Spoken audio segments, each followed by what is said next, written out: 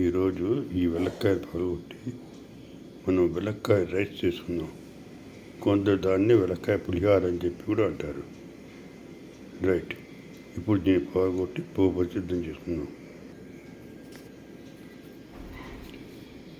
పగలగొట్టి ఇలా వచ్చింది. దీన్ని మెత్తగా చేసుకుందాం.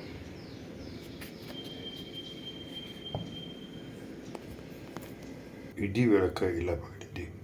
దీన్ని చిన్న చిన్నగా చేసుకుని పోపులో వేసుకుందాం. మొదట అన్నం ఉడికించుకుందాం. 1 గ్లాసు బియ్యానికి 2 గ్లాసులు నీళ్ళు పోసాను. ఉప్పు కూడా ఇప్పుడే వేసేస్తున్నా. కొందరు అంతా అయిన తర్వాత వేసుకుంటారు. నేను ఉప్పు ఇప్పుడే వేసాను. దీంట్లో కొద్దిగా నూనె వేసుకోవాలి. ఇట్లా కొద్దిగా నూనె వేయడం అన్నం విడవిడలాడుతూ వస్తుంది. అందుకోసం ఇలా నూనె చుక్క వేయడం. ఇప్పుడు అన్నం ఉడికించేసుకుందాం. స్టవ్ వెలిగించి మూకుడు వేడి చేసుకోవాలి. ఇందులో నూపప్పు నూనె, నేను నూపప్పు నూనె వేస్తున్నాను. దాన్ని వేసుకుని బాగా వేడి చేసుకోవాలి.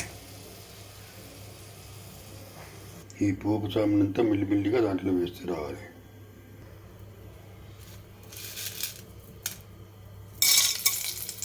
శనగపప్పు, మినపప్పు,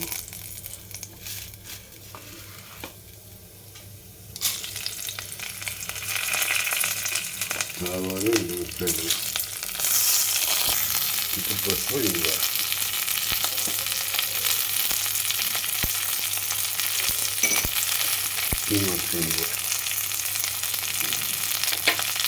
బాగా కలుపుకోవాలి. వేడి చేసి పెట్టుకుని వేపులు దాంట్లో వేసుకోవాలి. ఇలా వేసుకున్న తర్వాత కొంచెం కలపాలి. మామూలుగా పులిహోరకి చింతపండు వేస్తాం మనం, అది వేసి కలుపుతాం. ఇందులో చింతపండు అనేది వస్తుంది వేయము.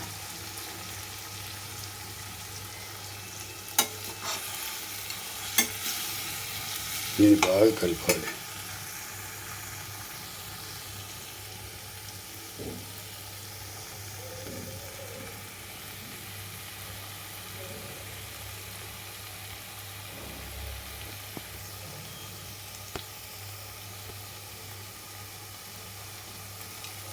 వెలగొడ్లో స్వతహాగా పుల్లదనం బాగా ఉంటుంది కాబట్టి మనం ఇంట్లో మరి చింతపండు వేయడం లాంటివి చేయడం. ఇక నీళ్ళు పోయడం ఎందుకు వస్తుందంటే ఈ వెలగపండు పోపు పూర్తిగా కలవడానికి వస్తుంది.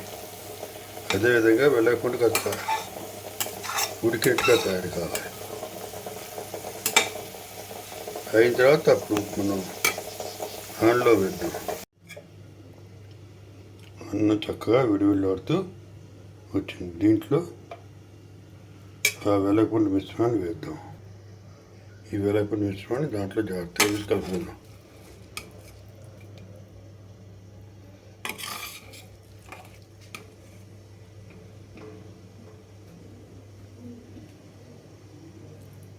ఇలా మొత్తం వేసేద్దాం.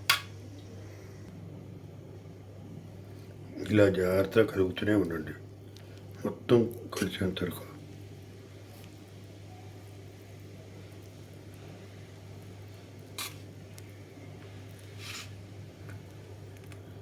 మనకి ఎప్పుడైనా ఒకటే వెలగపండు ఉందంటే ఏం చేయాలో అర్థం కాదు. పచ్చడి చేసుకుందాంలే అనిపిస్తుంది. ఇంకా ఏదో ఒక ఆహారం కావాలి. ముఖ్యంగా పిల్లలకు పెట్టడానికి తల్లులు ఎంతో అవస్థపడుతుంటారు. ఆ టైంలో సింపుల్గా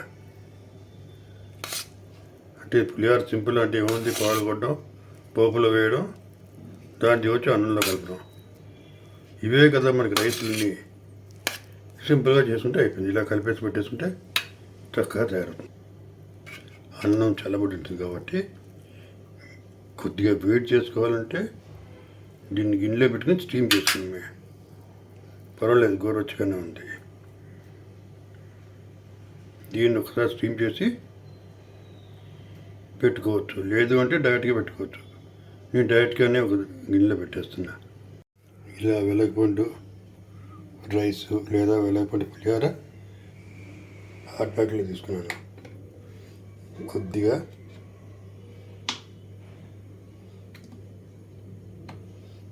జాగ్రత్తగా మూత పెట్టుకుందాం.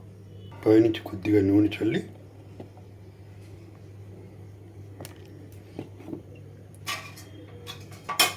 మూత పెట్టేసుకుందాం. మూత పెట్టుకుని దైవ నివేదన చేసిన తర్వాత వడ్డించుకుందాం. Thank you for watching.